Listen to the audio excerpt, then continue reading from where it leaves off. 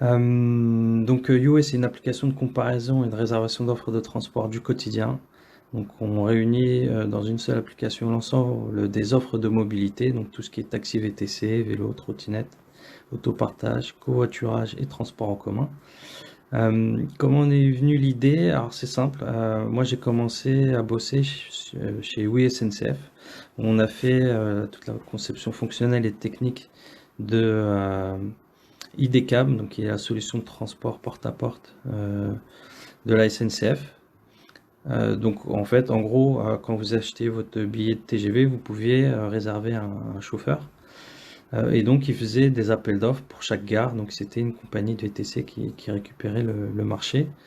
Et donc c'est comme ça que j'ai découvert qu'il existait énormément d'offres qui pouvaient être aussi compétitifs, voire plus compétitifs qu'Uber.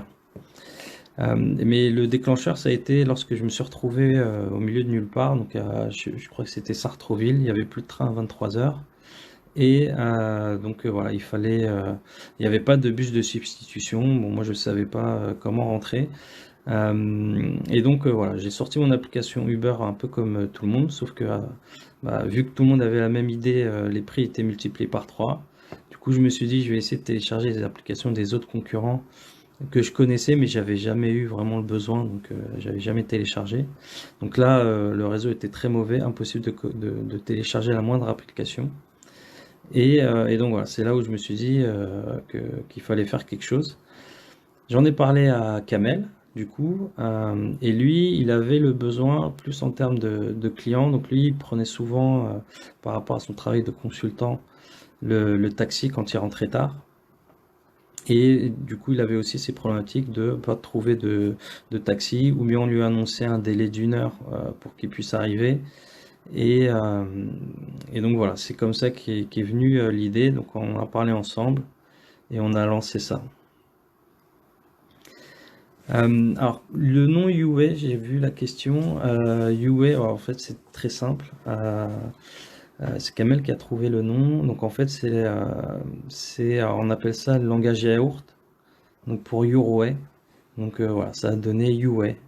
Donc on avait un premier nom qui était Trouve un chauffeur, donc trop déjà franco-français, et ça représentait pas le fait qu'il pouvait y avoir d'autres types de mobilité.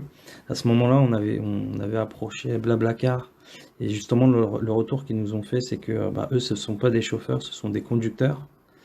Et donc voilà, c'est ce qui a déclenché le fait que voilà, Trouve un chauffeur, c'était peut-être pas le meilleur nom, et voilà, on est parti rapidement sur UA. Euh, donc voilà, langage yaourt pour Yorway. Alors, je vais commencer par la question comment on s'est connu avec nos associés. Donc, bah, Kamel, j'ai expliqué. En fait, on se connaît depuis très longtemps. Donc, on a fait notre IUT en informatique ensemble et on a gardé contact depuis tout ce temps-là. Et Khalid, alors c'est un peu particulier. Du coup, lui, il avait déjà lancé sa startup à ce moment-là. Et donc on nous a mis en relation avec lui dans l'idée de discuter avec quelqu'un qui a déjà sa startup, qui pourrait peut-être nous conseiller, nous donner les premiers conseils sur le lancement d'une startup. Entre-temps, sa startup a été rachetée par Booking. Et du coup, bah, il est revenu quelque temps vers nous en nous disant, bah voilà, moi j'aime bien votre idée et je vous suis dans l'aventure. Et donc c'est comme ça qu'on s'est associés tous les trois. Pour l'autre question, donc oui, effectivement, alors, on vient de gagner un concours. Donc en fait, donc là sur l'application, on a déjà une première version qui est prête techniquement. On est en train de finaliser les accords avec les opérateurs. Donc c'est la version Android. Et donc voilà, pour la stratégie de lancement, on s'est dit que du crowdfunding, ça s'y prêtait bien. Alors crowdfunding, pour ceux qui connaissent pas, donc c'est des projets où quand vous avez des produits physiques, par exemple, vous allez les mettre en pré-vente. Donc les gens vont les acheter à l'avance et grâce à l'argent, vous allez pouvoir lancer une production de votre produit. Euh, Nous, dans notre cas, donc c'est ce qu'on appelle des produits immatériels, donc on n'a rien à vendre de concret. Donc dans ce cas-là, souvent, donc on propose des contreparties, des goodies, enfin voilà, des petites choses. Mais voilà, les gens du coup font des dons et qui permettent de soutenir le projet. Et, donc voilà, c'est comme ça que ça fonctionne. Donc l'intérêt d'un crowdfunding, c'est de se faire connaître, de commencer à présenter le produit et puis de faire en sorte que des gens qui sont intéressés par le produit deviennent une communauté, vous suivent. Et le jour du lancement, on pourra directement leur envoyer en avant-première les téléchargements de l'application. Et donc voilà, c'est intéressant de faire du crowdfunding pour un pré-lancement. Et là, en particulier, ce qui était intéressant, c'est que du coup, KissKissBankBank, qui est la plateforme qui permet de faire le crowdfunding, a lancé un appel à projet avec Skoda, donc sur les projets de mobilité en particulier. Et donc voilà, Skoda, c'est un grand constructeur automobile qui a déjà fait dans le passé même du vélo. Enfin, historiquement, ils n'ont pas fait que de la voiture. Et donc, voilà, c'était une opportunité pour être visible auprès de Skoda. Donc voilà, on s'est lancé, on avait lancé la campagne de crowdfunding et on a également du coup participé à ce concours. Donc il y avait 40 projets qui ont répondu à l'appel d'offres. Donc on a été sélectionné, donc ils ont sélectionné 10. Sur ces 10 là, donc ça a été fait une première sélection par la plateforme KissKissBankBank. Ensuite Skoda a retenu 5 projets. Et puis après, voilà, sur les 5 projets, donc on a fait ce qu'on appelle un battle de pitch. Donc voilà, il y avait une cinquantaine de personnes dans la salle. Chacun a présenté son projet en 3 minutes. Donc pas de présentation, pas de slide, juste expliquer le projet. Et il se trouve que voilà, on a remporté la première place. Donc concrètement derrière, c'est un accompagnement personnalisé avec un expert en mobilité de chez Skoda. Donc normalement, je ne sais pas si c'est encore officiel, mais voilà, je dois passer une journée chez eux le 19 octobre. Et puis ils ont rajouté dans notre cagnotte 10 000 euros. Donc voilà, c'est un beau coup de pouce pour nous. Et ça nous permet de débloquer d'autres projets. Donc, alors pour répondre à la question de Christophe, alors la version iOS, justement, un des objectifs de ce crowdfunding, c'était aussi de récupérer un peu de fonds pour finaliser l'application iOS. Il faut savoir qu'aujourd'hui, jusqu'à présent, on est en fonds propres. Donc le budget qu'on a, on le gère un peu en bon père de famille. Donc on doit faire des choix et forcément les développements prennent un peu plus de temps que prévu. Donc voilà, c'est prévu pour fin octobre grâce au coup de boost là qu'on vient d'avoir. Mais du coup, grâce aux 10 000 euros supplémentaires, ça nous permet aussi de lancer d'autres projets. Donc aujourd'hui, on va bientôt atteindre le palier de 400%. Ça va nous permettre de finaliser donc la version iOS. On est en train de travailler sur le design de la deuxième version qui va permettre d'intégrer les vélos, trottinettes et autopartage. Donc là, aujourd'hui, notre première version est vraiment orientée taxi VTC. Et donc voilà, pour que l'expérience utilisateur soit quand même simple, on est en train de repenser justement l'interface pour que ce soit assez harmonieux et que ce soit simple d'utilisation et que vous puissiez à la fois trouver les chauffeurs de VTC, mais également tous les vélos, trottinettes et autopartage en free floating, donc qui sont libres d'utilisation. Et lancer les développements pour ça. Et donc voilà, on espère finaliser cette version pour fin d'année. Donc là, pareil, la cagnotte va nous aider à ce niveau-là. Et du coup, ça nous permet aussi de débloquer d'autres projets fonctionnalités auxquelles on avait déjà pensé. Donc là, si on atteint les 400%, donc de mémoire, on doit être à 396%, donc on y est presque. Pour ceux qui n'ont pas encore contribué, allez-y. Mais ça va nous permettre de lancer un chatbot. Donc en gros, sur Messenger, vous pourrez directement lancer UA, vous aurez les différentes offres disponibles autour de vous et directement réserver via Messenger. Donc vous n'aurez même plus besoin de télécharger UA. Donc là, c'est toujours dans cette idée de facilité. Parce que bon, il existe énormément d'applications, on n'a pas toujours forcément la place. Et pour ceux qui utilisent très fréquemment, alors moi c'est pas trop mon cas, Facebook et Messenger, bah, ça peut être un moyen supplémentaire de leur permettre de voir les différentes offres et de réserver aussi simplement.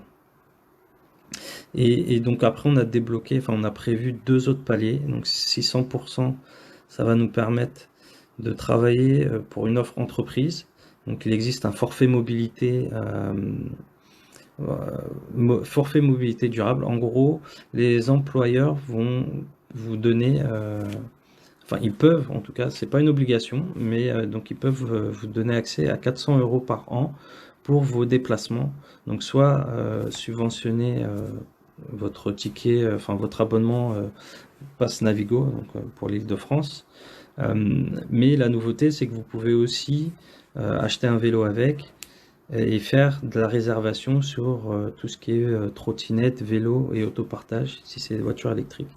Et donc voilà, du coup, on travaille déjà sur une offre qui permettrait aux entreprises facilement créer justement les différentes cagnottes en fait utilisables par les différents employés et via l'application, alors soit via l'application UWay ou même hors application, utiliser et payer directement avec une carte dématérialisée l'argent, enfin vos transports.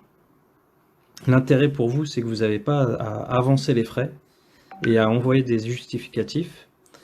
Par contre, avec la carte dématérialisée, vous pourrez faire les paiements directement. Ça ira piocher dans votre compte mobilité, donc dans les 400 €. Et l'employeur, lui, il pourra récupérer aussi facilement les justificatifs. Et le dernier palier, 800%. Donc bon, là, c'est si vraiment on cartonne, mais en tout cas, l'objectif, c'est de pouvoir vous proposer rajouter de l'intelligence artificielle. L'idée, c'est que on puisse anticiper sur vos déplacements. Donc pour tous vos déplacements récurrents, l'intérêt, c'est qu'avec une intelligence artificielle, on puisse vous dire, bah voilà, d'habitude tu pars à 18h30. Là, on sait que si tu pars à 18h15, tu auras un meilleur tarif VTC. Ou bien il y a eu un incident sur le trafic, le réseau routier ou également sur les transports en commun, et pouvoir vous proposer une alternative en disant que bah, voilà, peut-être qu'en décalant votre départ de 20 minutes, vous allez gagner du temps et potentiellement de l'argent, puisque c'est en dehors des heures de pointe. Donc voilà, l'intérêt de cette intelligence artificielle, c'est de vous faire des propositions de manière proactive et d'avoir toujours les meilleures solutions et les solutions les moins chères. Donc voilà, grosso modo pour la campagne. Donc effectivement, on a atteint les 100%, mais voilà, demain, si on intègre, enfin si on arrive à atteindre les différents paliers, on pourra faire encore plus de choses et qui seront plus intéressants et surtout qui auront plus de valeur ajoutée pour vous. Alors, les difficultés rencontrées dans ce projet. Bon, alors, il y en a eu pas mal.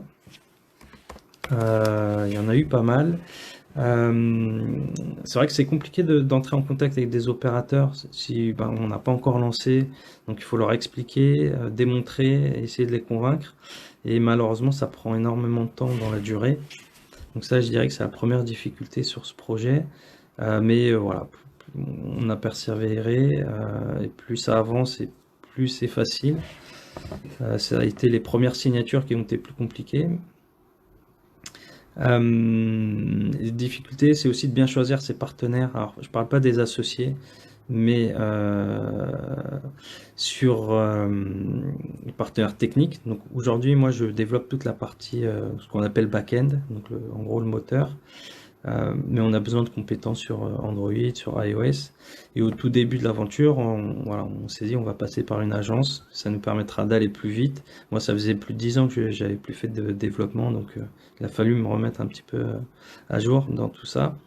Et voilà, du coup, comme beaucoup d'entrepreneurs, donc ça, bon, on l'a vu un petit peu après seulement.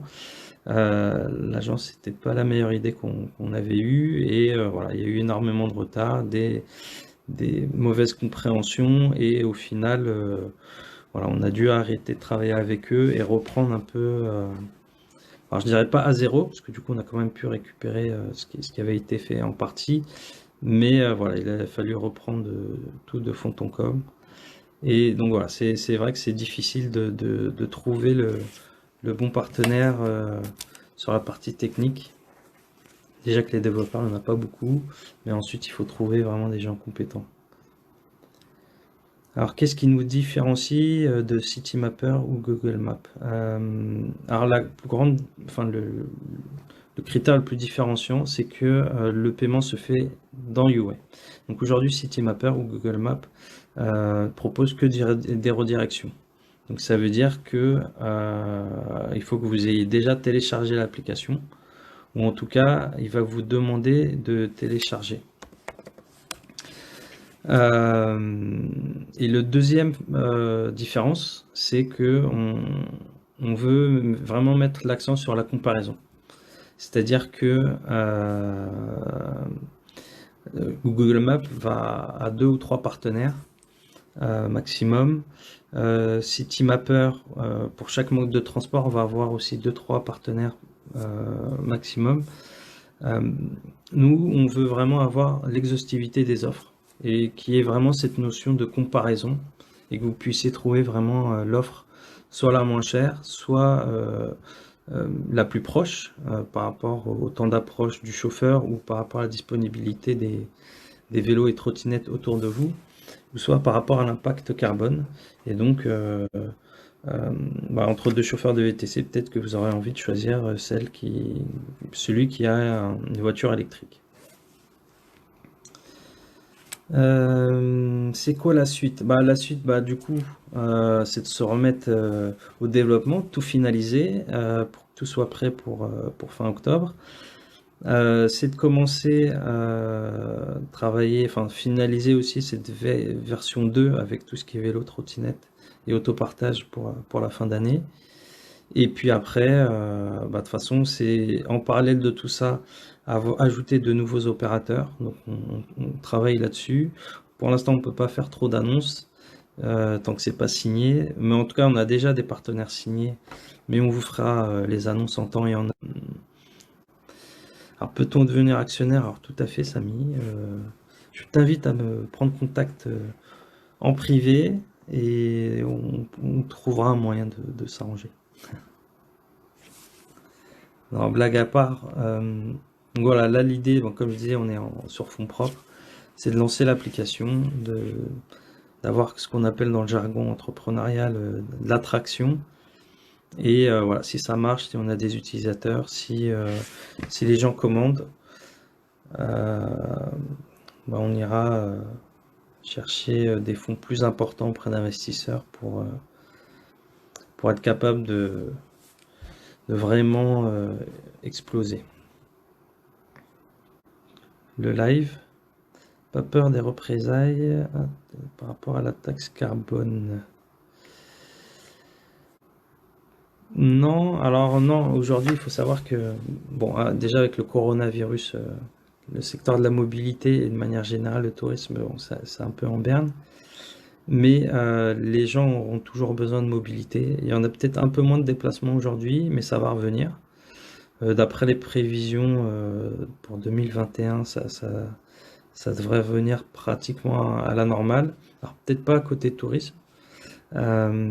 Aujourd'hui, des opérateurs comme Captain annoncent qu'ils sont revenus à 80% de leur activité, ce qui est déjà pas mal. Après,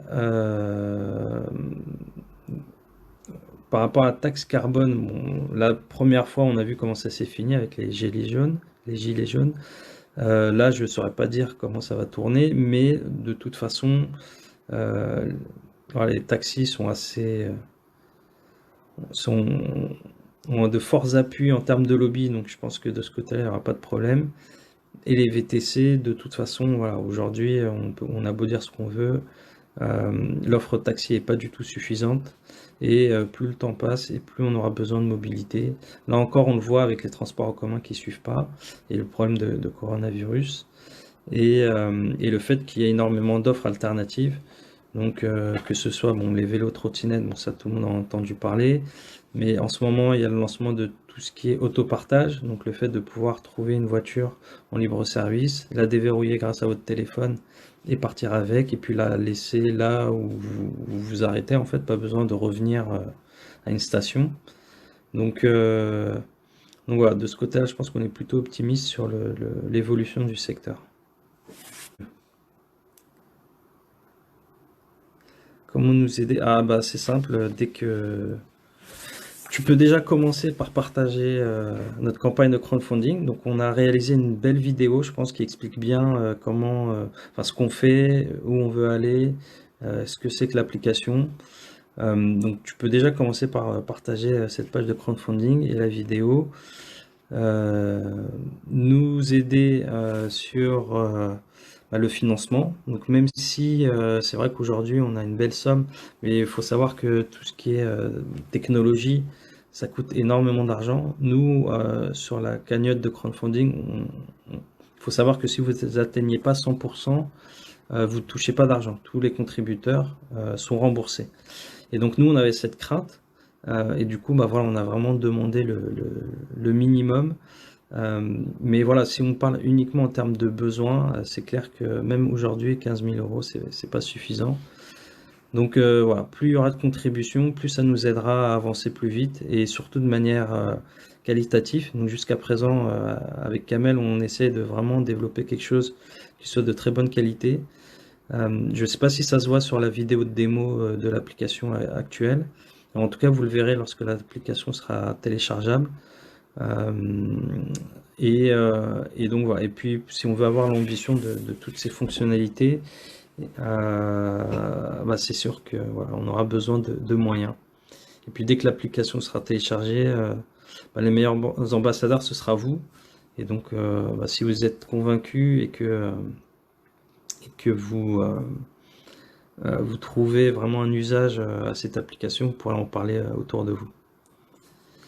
Donc pour la vidéo démo, effectivement, il faut scroller un petit peu dans la page de crowdfunding, mais voilà, vous verrez, il y a une petite démo qui montre rapidement à quoi ressemble l'application, comment elle fonctionne.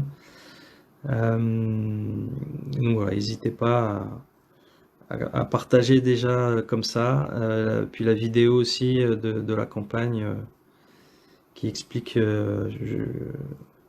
bien le projet. Et, merci Kamel. Effectivement, je cours un peu, j'ai fait une mise en situation, donc j'ai tout fait sur la vidéo, donc raison de plus pour aller la voir. Vous verrez mes talents d'acteur, vous pourrez en juger.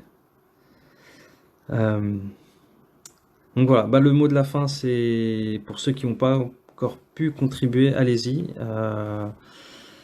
Alors au-delà de la somme, même une petite contribution, ça nous aidera. Plus on aura de contributeurs, et plus ça donnera envie à d'autres personnes qui connaissent pas du tout le projet, qui vont tomber dessus sur la plateforme KissKissBankBank. Bah, ils auront envie de participer. Donc voilà, faites en fonction de vos moyens. Nous, en tout cas, ça va nous aider dans tous les cas de figure. Et alors, je vais revenir sur ça. Alors Christophe, il faut savoir que la partie filmée de la trottinette, en fait, le caméraman nous a demandé de rouler très doucement. Et donc, en roulant très doucement, je te laisse imaginer la difficulté de rester en équilibre sur la trottinette. Donc, c'était un exercice pas simple, hein. Mais bon, on a fait au mieux. Bon, en tout cas, merci beaucoup. On a eu énormément de contributeurs, surtout pour le démarrage. Et ça, je pense que c'est ce qui a fait la différence avec d'autres projets. Le démarrage, c'est vraiment, on va dire, le nerf de la guerre. Donc en 48 heures, on a fait les 100%. Et, ben voilà, et continuez à nous soutenir en parlant tout simplement à vos proches du projet. Je pense que ça peut répondre à énormément de personnes. Aujourd'hui, c'est compliqué d'avoir une bonne vision. Beaucoup de personnes utilisent Uber un peu par dépit. Ils ont envie d'utiliser d'autres applications. Alors, une des raisons, c'est qu'il y a eu pas mal de scandales dernièrement. Alors, on n'est pas du tout anti-Uber, hein, mais voilà, l'intérêt, c'est via l'application, de voir les différents opérateurs et de trouver en fait la meilleure offre qui nous convienne, soit en termes d'efficacité, de prix ou même par rapport à ses propres valeurs. Et donc voilà. Je vous remercie. À très bientôt et portez-vous bien.